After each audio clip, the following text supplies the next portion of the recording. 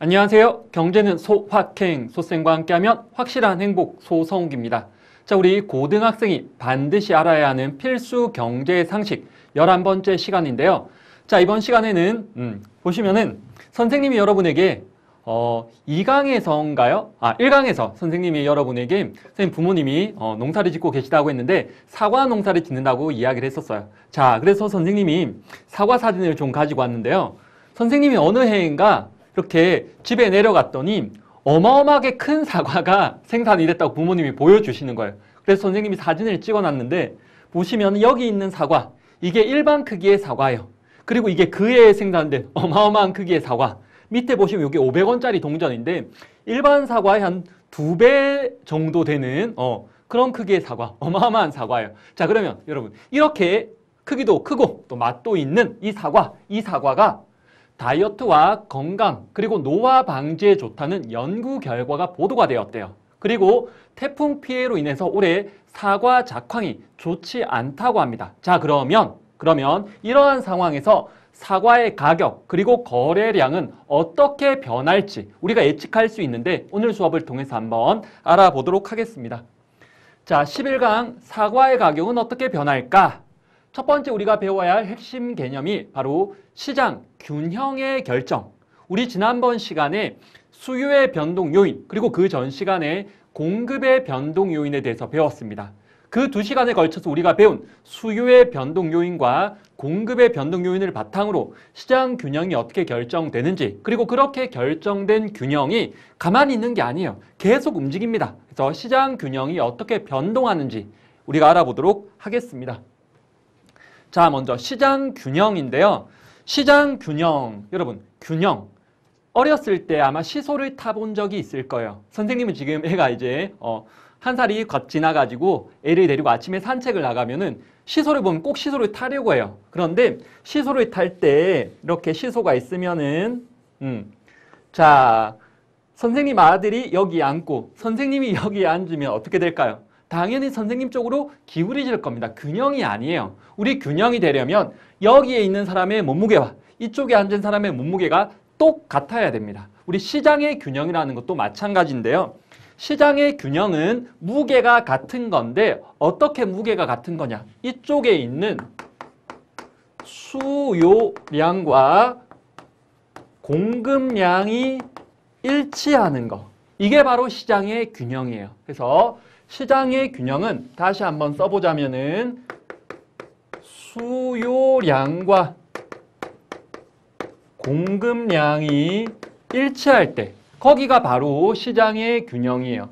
그리고 이걸 그래프로 한번 분석할 건데 여러분들 절대 그래프 무서워할 필요 없습니다. 우리는 이미 수요 곡선과 공급 곡선에 대해서 배웠으니까 그 내용들까지만 나와요. 우리 수요 곡선, 공급 곡선 할 때 여기 Y축에는 가격, 어떤 물건의 가격, 그리고 X축에는 수량이 들어갔어요. 그리고 우리 D라고 쓰는 거, 이거 수요 곡선이에요, 공급 곡선이에요? D는 디맨드, 수요 곡선이죠.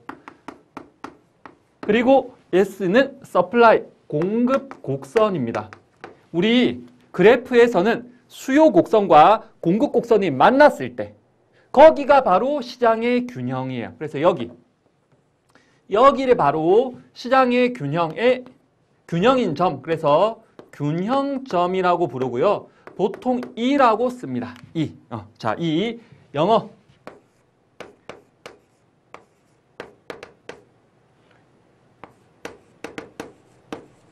자, 이퀄리브리움 해서 여러분들 균형이라는 균형점이라는 영어 단어가 있죠. 자, 그래서 E라고 쓰고요. 그리고 균형일 때 그때 옆으로 땡땡땡땡땡땡땡 가면 가격이죠. 바로 균형일 때 가격이라고 해서 균형 가격이라고 부릅니다. 그리고 이 만나는 점에서 밑으로 땡땡땡땡땡 오면 균형일 때의 수량, 그래서 균형 거래량이라고 불러요. 여러분들이 앞으로 그래프를 계속 보게 될 건데 균형인 점에서 옆으로 가면 균형 가격, 밑으로 가면 균형 거래량이 됩니다. 자, 이렇게 우리 시장의 균형이 어떻게 형성되는지 봤는데 자, 다음 그림을 보면은 우리 시장에서 그냥 가만히 냅두면은 원래 시장의 균형은 수요 곡선과 공급 곡선이 만나는 점, 바로 여기가 균형점이라고 했죠. 바로 이 점에서 결정이 됩니다. 그래서 그때의 가격, 옆으로 가면 균형 가격이라고 했고, 그리고 밑으로 오면은 균형 거래량이라고 했어요.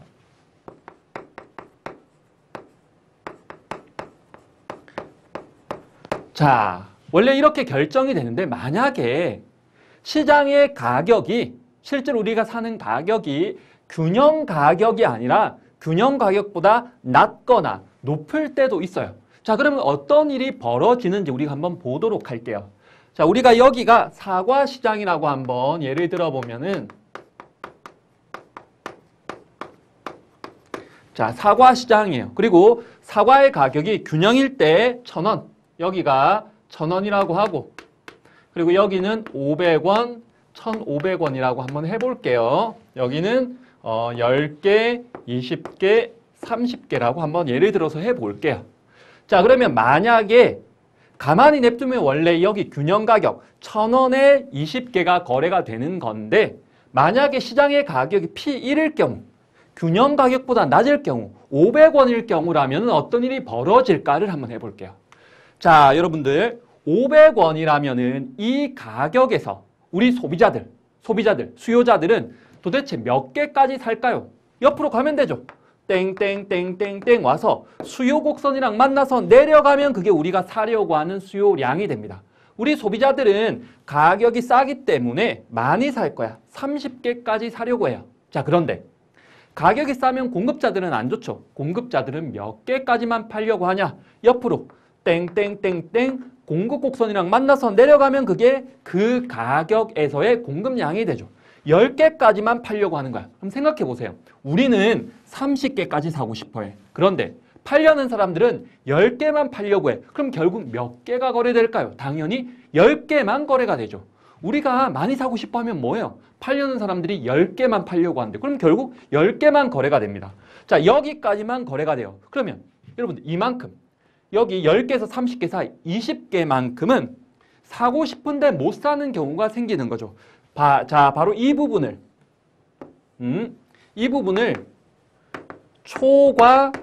초과수요라고 부릅니다. 초과수요. 가격이 균형 가격보다 낮을 경우에는 초과수요가 발생해요. 자, 다시 한번 표현하자면은 수요량이 공급량을 초과했어요. 그래서 초과수요야. 자, 근데 여러분, 우리가 사고 싶은데 지금 못 사는 거잖아. 그러니까 사고 싶은 사람은 넘쳐나는데 물건이 몇 개 없어. 그럼 물건 가격이 점점점 어떻게 될까? 점점점 올라가려는 압력이 존재하는 겁니다. 눈에 보이지는 않지만. 자, 그래서 물건이 부족하기 때문에 가격이 상승하려는 눈에 보이지 않는 힘이 존재하는 거야. 자, 그래서 가격이 조금 올라갔다. 그럼 우리는 좀 덜 사고 더 팔고, 덜 사고 더 팔고, 덜 사고 더 팔고 해서 결국에는 시장 균형을 회복하게 되어 있습니다. 이게 바로 시장의 자동 조절 기능, 보이지 않는 손이에요. 알아서 균형을 회복해 가는 겁니다. 자, 그 다음에 시장 가격이 균형 가격보다 높을 때 어떤 일이 일어나는지 한번 보도록 할게요. 자, 만약에 시장 가격이 P2 1,500원이라면 어떤 일이 일어날까? 자, 이 가격에서 우리 소비자들은 몇 개까지 사려고 할까? 똑같은 방법이죠? 옆으로 땡땡땡 와서 수요 곡선이랑 만나서 내려가면 돼. 우리는 10개까지만 사려고 해. 비싸니까. 반면에 팔려는 사람들은 몇 개까지 팔려고 하냐? 땡땡땡땡땡 땡땡땡땡땡 해서 30개까지 팔려고 하는 거야. 자, 그러면 여러분, 팔려는 사람은 30개를 팔려고 하는데 사려는 사람은 10개까지만 사려고 하는 거야. 그럼 결국 몇 개가 거래가 될까? 당연히 10개까지만 거래가 되고 나머지 20개만큼은 넘쳤지. 넘쳤으니까 초과야. 근데 뭐가 넘쳤어? 공급량이 넘친 거지. 이런 걸 초과 공급이라고 부르는 거예요. 다시 한번 써보면은 초과 공급은 수요량과 공급량 중에 초과할 때 뭐가? 공급량이 더 많은 겁니다. 자, 그럼 여러분 쉽게 표현하자면 이거잖아. 초과 공급이란 건 넘쳐나는 거야. 물건이 사과 시장에서 사과가 막 넘쳐나. 사려는 사람이 몇 명 없는데 그러면 사과 가격이 어떻게 될까? 하락하려는, 싸지려는 눈에 보이지 않는 압력이 존재하는 거야. 그래서 가격이 하락하려는 눈에 보이지 않는 힘이 존재해. 자, 그래서 조금 하락했다. 그럼 우리는 조금 더 사고 덜 팔고 더 사고 덜 팔고 더 사고 덜 팔고 해서 결국 균형으로 돌아오게 되어 있다는 겁니다. 자, 이렇게 해서 바로 시장의 균형이 결정이 돼요. 자, 그런데 우리는 그렇지. 시장의 균형이란 건 수요와 공급이 같이 작용해서 수요 곡선과 공급 곡선이 만났을 때 결정되는 거야. 우리는 너무나 쉽게 받아들입니다. 그런데 여러분들 이게 당연한 게 아닌 게 과거에는 시장의 가격이란 건 주로 공급에 의해서 결정된다고 생각을 많이 했어요. 또 어떤 사람들은 수요에 의해서. 자, 이렇게 막 논쟁이 있었습니다. 자, 근데 이거에 종지부를 찍은 사람이 바로 마셜이라는 사람이에요. 마셜. 자, 그래서 우리 경제학의 유명한 사례인데요. 마셜의 가위라는 게 있어요. 마셜의 가위. 또는 이걸 가위 양날의 원리라고도 그래요. 이게 어떤 거냐? 선생님이 여기에 종이 한 장과 그리고 가위를 가지고 왔습니다. 자, 여러분들 잘 보세요. 싹 잘랐습니다. 잘렸어요. 자, 여러분. 이 종이를 자른 게 이 가위에 위쪽 날일까요? 아래쪽 날일까요? 어디일까요? 당연히 위쪽 날과 아래쪽 날이 같이 작용해서 이 종이를 자르는 거죠. 마찬가지야. 마셜이 이렇게 이야기했어요. 우리가 종이를 자르는 게 가위에 위쪽 날인지 아래쪽 날인지 논쟁할 수 없듯이 시장의 가격이라는 것도 결국에는 수요라는 날과 공급이라는 날이 같이 작용해서 결정되는 거다.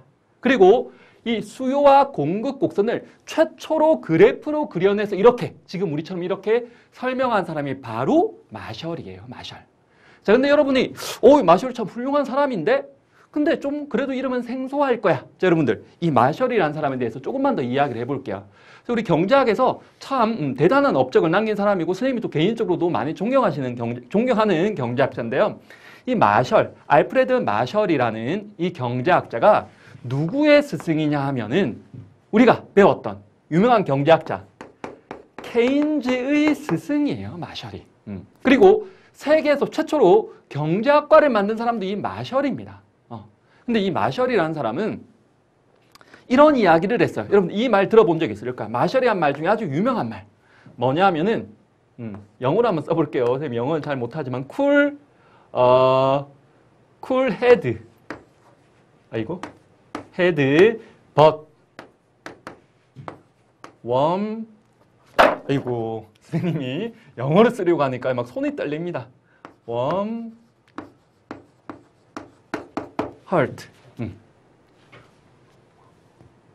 머리는 차갑게, 가슴은 따뜻하게, 뭐 이렇게 번역을 하기도 하고요. 아니면은 냉철한 머리, 따뜻한 가슴. 이렇게 번역을 하기도 합니다. 들어본 적 있을 것 같아요, 여러분들. 냉철한 머리, 그리고 따뜻한 가슴. 왜 이 마셜이라는 사람이 이런 이야기를 했냐? 마셜은 원래는 수학을 전공하던 사람이었어요. 그런데 이 마셜이 뭔가 의문거리가 있었습니다. 고민이 있었어요. 뭐냐 하면은 이 마셜이 살았던 시대에 영국은 세계에서 가장 부유한 나라 중에 하나였습니다. 아주 부유했어요. 그런데 그 당시 영국 국민의 상당수가 먹고 사는 문제를 고민해야 돼. 너무나 빈곤한 거예요. 과연 그 원인은 뭘까? 이렇게 마셜이 현실에 대해서 관심을 가지게 되면서 마셜이 경제라는 거에 관심을 가지게 됩니다. 관심 영역이 옮겨와요, 경제로. 그리고 이 마셜의 노력으로 케임브리지 대학에 1903년에 세계 최초로 경제학과가 개설이 되는데 이 경제학과 개설되면서 그러니까 마셜은 또 세계 최초의 경제학 교수예요. 그 이전에 경제라는 거는 정치 경제 이렇게 보통 다른 학문이랑 이렇게 섞여 있는 혼합되어 있는 형태였는데 이제 경제학이 따로 떨어져 나와요. 근데 이 자기가 그 경제학 교수로 취임을 하는 연설에서 이런 말을 했어요. 경제학자는 냉철한 이성을 지녀야 한다. 냉철한 이성. 하지만 따뜻한 가슴을 잊지 말아야 한다. 우리 경제라는 게 뭐예요? 경제라는 게 뭐 그래프, 수학, 완전 우리 현실과 동떨어진 게 아니라 우리 실생활에서 출발한 학문이야. 사람들의 삶에 대한 관심, 사람들의 행복을 위한 학문이 바로 우리 경제이기 때문에 우리가 경제를 공부할 때 현상을 아주 우리가 냉철하게 분석도 해야 되지만 결국 우리 사회의 약자, 가난한 사람에 대한 관심을 잃지 말아야 된다. 이렇게 자기 제자들에게 이야기를 했던 거죠. 미래의 경제학자가 될 자기 제자들에게. 자, 그래서 마셜은 본인이 쓴 책, 아주 유명한 책입니다. 경제학 원리라는 책 첫 페이지에서 이렇게 이야기했어요. 경제학은 부의 축적에 관한 연구인 동시에 인간에 관한 연구다. 우리 경제학이라는 건 인간이 가장 중심에 있는 학문이고 여러분들이 지금 경제 상식, 필수 경제 상식으로서 지금 이 강좌를 듣고 있는데 여러분이 이 강좌를 듣고 이렇게 경제 개념이라든지 원리라는 것들 여러분들이 많이 챙겨갔으면 좋겠습니다. 근데 그것보다 선생님은 더 중요하게 생각하는 게 여러분들이 경제를 배우면서 끊임없이 우리 현실에 대한 관심, 우리 사회에 대한 관심, 우리 약자에 대한 관심을 잃지 말았으면 좋겠다. 여러분들 cool head but warm heart를 가진 여러분이 꼭 되었으면 좋겠습니다. 자, 넘어가서 실제로 시장 균형이 어떻게 결정되는지를 한번 볼 건데요. 자, 보시면은 여기 가격이 300원, 400원, 500원, 600원, 700원으로 올라가고 있고 그때의 수요량 300원일 때 수요량 70개, 400원일 때 수요량 60개. 가격이 올라가니까 당연히 수요량은 줄어들고 이게 수요 법칙이잖아. 그리고 공급량은 증가해요. 자, 이렇게 가격에 따른 수요량과 공급량을 표로 나타낸 걸 수요 공급표라고 해요. 자, 여기서 우리 균형 가격과 거래량은 얼마인지 한번 보도록 할게요. 자, 가격이 낮을 때부터 출발해 보겠습니다. 가격이 300원일 때 사고자 하는 건 70개를 사고자 하지만 팔려고 하는 건 30개밖에 안 팔려고 하는 거야. 그러면 넘쳤지. 뭐가? 수요량이. 그래서 초과 수요가 발생해서 가격이 올라갑니다. 그 다음에 60개, 40개 여전히 초과 수요죠. 20개 초과 수요야. 그럼 또 가격이 비싸죠. 이렇게 가격이 올라가고 올라가. 근데 500원일 때 보세요. 수요량과 공급량이 일치하지. 바로 이 수요량과 공급량이 일치할 때가 시장의 균형. 그때의 가격이 균형 가격 500원이 되는 거고 그때의 거래량 100개 아닙니다. 여러분 50개야 50개. 사려고 하는 사람 50개, 팔려고 하는 사람 50개. 그럼 결국 50개가 거래되는 거지. 그리고 그때의 판매 수입. 우리 판매 수입은 P, 가격 곱하기 Q, 거래량이죠. 곱하면 돼요. 그러면 25,000원이 됩니다. 자, 그리고 가격이 400원일 때 거래량은 몇 개일까? 보면은 400원일 때 사려고 하는 사람은 60개, 팔려고 하는 사람은 40개. 그럼 결국 몇 개만 팔린다? 40개만 팔리죠. 자, 그럼 여기서도 한번 해볼게. 600원이면 이번엔 뭐가 더 많아? 공급량이 더 많지. 초과 공급이야. 그럼 가격이 하락하려는 압력이 존재해. 그래서 결국 500원에서 딱 균형이 결정되는 겁니다. 그래서 가격이 600원일 때 거래량은 사려고 하는 사람은 40개까지 사려고 하고 팔려고 하는 사람들은 60개까지만 팔려고 하는 거니까 결국 팔리는 건 40개가 팔리는 거죠. 자, 이렇게 우리 표로도 시장 균형이 어떻게 결정되는지를 봤습니다. 자, 넘어가서 균형은 알겠는데 근데 이 균형이 가만히 있는 게 아니에요. 변해요. 자, 우리 시장의 균형이란 건 수요 곡선과 공급 곡선이 만날 때였는데 균형이 변한다. 왜? 수요가 변하거나 공급이 변하니까. 근데 우리 보통은 수요도 변하고 공급도 같이 변하는데 그렇게 처음부터 하면 어려우니까 우리는 수요만 변할 때 공급은 그대로고 두 번째로는 좀 이따가 공급만 변할 때 그리고 마지막에서 수요와 공급이 동시에 변할 때 차근차근 단계를 밟아갈게요. 자, 먼저 수요만 변할 때 그럼 수요가 증가하거나 수요가 감소하거나 두 가지 경우밖에 없죠. 근데 여러분 이거 이해해서 하면 돼. 자, 수요가 증가했어. 좀 오버해서. 막 사람들이 사과시장이라면 사과를 많이 사려고 하는 거야. 막 사과를 사려고 하는 데서 사람들이 넘쳐나. 그러면 사과 가격이 어떻게 될까? 점점점 상승하겠죠. 균형 가격은 상승해요. 그리고 사람들이 사과를 많이 사니까 당연히 균형 거래량은 증가하는 거죠. 그 다음 수요 감소. 그러니까 사람들이 이제 사과를 안 사. 그러면 안 사면 가격이 점점점 어떻게 될까? 하락하겠지. 사람들이 안 샀으니까 거래량은 감소할 거야. 근데 여러분들 우리 경제를 배운 사람들이야 이제 여러분들 상식을 갖춘 사람들이니까 그 사소하지만은 여러분 가격은 상승하거나 하락하는 거지 가격이 증가하거나 감소하는 건 아니에요 여러분들. 그 표현이 잘못된 거야. 그래서 가격은 상승하락 그리고 거래량이 증가하거나 감소하는 거 우리 상식 있는 사람으로서 좀 구분해서 씁시다. 자 그리고 이걸 그래프로도 보여줄 수 있어. 그래프로 보면 오히려 더 간단한데 자 수요 곡선과 공급 곡선이 만났어. 여기가 바로 시장의 균형점이죠. 자 여기에서 수요가 증가했어. 그럼 수요 곡선이 오른쪽으로 평행하게 오면 됩니다. 이렇게 오른쪽으로 왔어. 자, 오른쪽으로 오면은 새로운 균형점이 만들어졌죠. 여기서 만났어. 그럼 보세요. 원래보다 가격은 상승했고 거래량은 증가했잖아요. 맞지? 그 다음에 두 번째 상황이라면 수요가 감소하면 수요 곡선이 왼쪽으로 가면 되죠. 자, 수요 곡선이 이렇게 왼쪽으로 왔어요. 자, 수요 곡선이 왼쪽으로 왔습니다. 그러면 새로운 균형점이 생겨. 수요 곡선과 공급 곡선이 여기서 만났어. 그럼 보세요. 원래보다 가격은 하락했고 거래량은 감소했잖아요. 됐죠? 그 다음 넘어가서 공급만 변할 때 해볼게. 공급만 변할 때. 자, 공급이 증가해. 사과 시장인데 사과 공급이 막 넘쳐나는 거야. 사과가 너무 많이 생산된 거야. 그러면은 가격이 어떻게 될까? 싸지겠지. 가격은 하락해. 근데 사과가 넘쳐나니까 거래량은 많아지겠지. 자, 두 번째. 공급이 감소해. 이제 사과 농사가 흉년이야. 사과가 얼마 없어. 그럼 사과 가격이 어떻게 될까? 뛰겠지. 사과 가격이 상승해요. 그리고 사과가 얼마 없으니까 당연히 사과의 거래량은 감소할 겁니다. 자, 그래프로 보면 더 쉽습니다. 여기가 균형점인데 공급이 증가한다는 것. 우리 증가하면 오른쪽으로 가는 거잖아. 공급 곡선이 오른쪽으로 평행하게 이렇게 왔어요. 자, 그러면 새로운 균형점은 여기입니다. 자, 원래보다 가격은 하락. 그리고 원래보다 거래량은 증가. 됐죠? 그 다음 공급이 감소하면은 공급 곡선이 왼쪽으로 가요. 자, 왼쪽으로 왔습니다. 이렇게 왼쪽으로 오면은 원래 균형점 말고 이제 새로운 균형점이 생기는데 이 새로운 균형점에서 보면은 가격은 원래보다 상승, 그리고 거래량은 원래보다 감소. 해결이 됐습니다. 자, 이제 넘어가서 근데 보통은 수요와 공급이 동시에 변하거든요. 자, 그럼 동시에 변할 때는 어떻게 해결할래? 자, 여러분들 요거는 선생님이 만들어낸 법칙 요령이에요. 요걸 기억하면 아주 쉽게 해결할 수가 있는데 일단 우리 수요와 공급이 모두 변할 때는 네 가지 경우가 있어. 수요 증가, 공급 증가.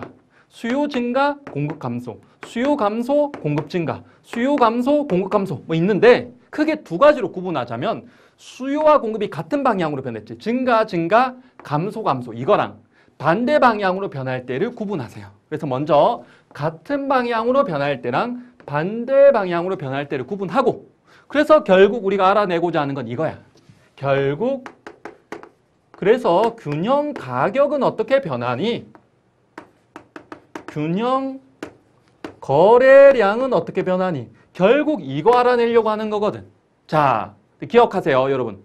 수요와 공급이 같은 방향으로 변하잖아요. 그럼 무조건 거래량이 확실합니다. 거래량이 확실해요. 반면에 나머지 하나는 불분명해. 균형 가격은 불분명합니다. 자, 다시 한번 수요와 공급이 같은 방향으로 변할 때 거래량이 확실, 가격은 불분명. 자, 그러면 수요와 공급이 반대 방향이잖아요. 이때도 우리는 가격과 거래량이 궁금한데 이번에는 반대야. 반대 방향이면 가격이 확실하고요. 거래량이 불분명해요. 이것만 기억하면 여러분들이 여기는 거 아주 쉽게 할 수가 있어. 자, 한번 해볼게요. 자, 먼저 수요와 공급이 같은 방향으로 변할 때부터 해볼게. 같은 방향으로 변해. 자, 수요 증가, 공급 증가. 같은 방향이네? 뭐가 확실? 거래량이 확실하지? 그럼 가격은? 잘 모르겠어. 쓸게요. 잘 모르겠으니까 불분명 썼어. 그러면 거래량은 어떻게 확실하냐? 자, 여러분. 수요가 증가해. 우리가 많이 사. 거래량이 증가하지.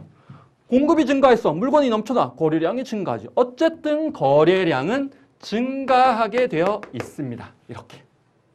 자, 그 다음에 밑에 거. 수요가 감소하고 공급이 감소했네. 같은 방향이네. 같은 방향이면 뭐가 확실? 거래량 확실. 가격은 불분명. 쓸게요. 불분명. 자, 거래량은 어떻게 확실하냐? 수요가 감소했어. 안 사. 그럼 거래량이 줄어들겠지 뭐. 공급이 줄어들었어. 물건이 없어. 그럼 거래량이 줄어들겠지. 어쨌든 거래량은 감소하는 거야. 자, 그 다음에 이제 반대 방향으로 변할 때 볼게. 자, 수요가 증가하고 공급이 감소했어. 반대 방향이네. 뭐가 확실? 가격이 확실해. 거래량은 잘 모르겠어. 불분명. 자, 그러면 가격은 어떻게 확실하니? 하나만 봐봐. 수요가 증가해. 우리가 많이 사. 그럼 가격이 점점점 상승하겠지. 가격이 상승할 거야. 반면에 공급이 줄어들어. 물건이 없어. 그래도 가격은 상승하지. 어쨌든 가격은 상승하는 거야. 자, 그 다음 밑에 거. 수요가 감소하고 공급이 증가해. 반대 방향이네. 자, 반대 방향이면 가격 확실. 거래량 잘 모르겠어. 가격은 어떻게 확실하니? 수요가 감소해. 우리가 안 사. 안 사면 가격이 하락하지 뭐. 공급이 증가해. 물건이 넘쳐나? 가격이 하락하지 뭐. 어쨌든 가격은 하락한다는 거야. 그러니까 이 요령만 알아두면 아주 쉽게 해결할 수 있는 겁니다. 자, 근데 선생님이 그래프로 왜 뭐 불분명한지 이야기해 줄게요. 하나만 해볼게요. 여러분 그림에는 교재는 다 나와 있을 건데 하나만. 수요가 증가하고 공급이 증가했을 때 같은 방향이네. 뭐 확실? 거래량 확실. 가격 불분명. 거래량은 둘 다 증가하니까 뭐 증가하겠죠. 근데 왜 그런지, 왜 가격이 불분명하다고 했는지 이야기해 줄게요. 자, 여기가 균형점입니다. 수요가 증가했어. 수요가 오른쪽으로 오면 되죠. 이렇게 오른쪽으로 왔어. 자, 그 다음에 공급이 증가했어. 근데 공급이 수요랑 똑같은 폭으로 증가할 수도 있고 조금만 증가할 수도 있고 많이 증가할 수도 있잖아. 자, 일단 똑같은 폭으로 증가했다고 해볼게.